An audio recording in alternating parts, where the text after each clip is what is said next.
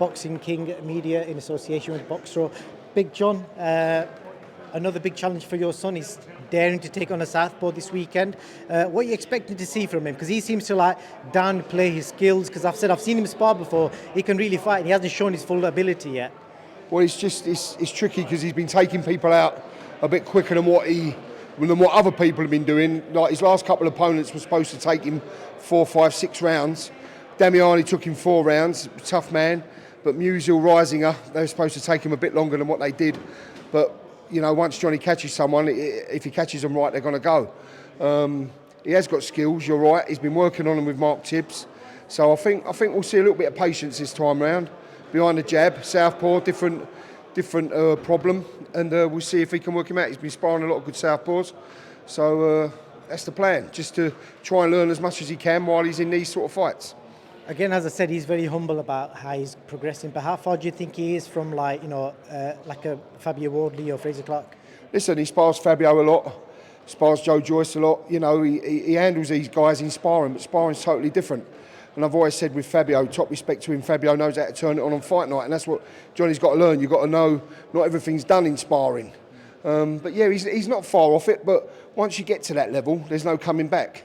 So make sure when you get there, you're ready for it and you can stay there. So he's 24 years of age, had 8 fights. This will be his 9th. There's no immediate rush.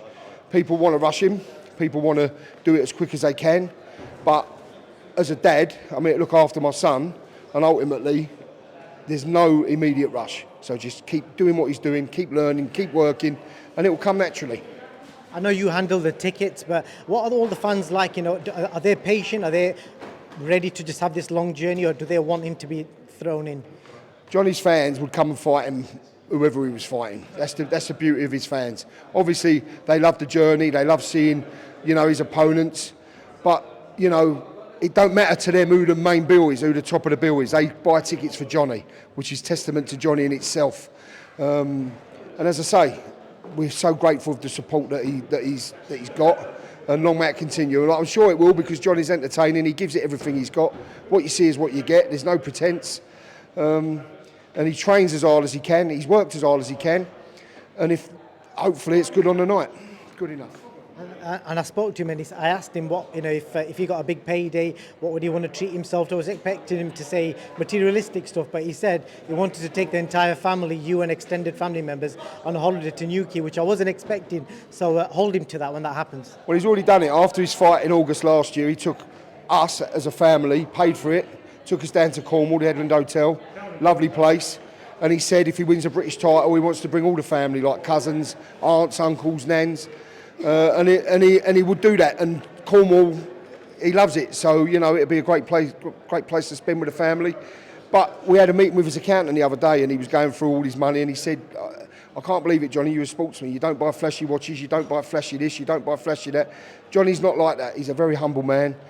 He likes enjoying his life. He likes eating nice restaurants, likes nice clothes, but he won't ever elaborate or overspend. So hopefully it stays that way.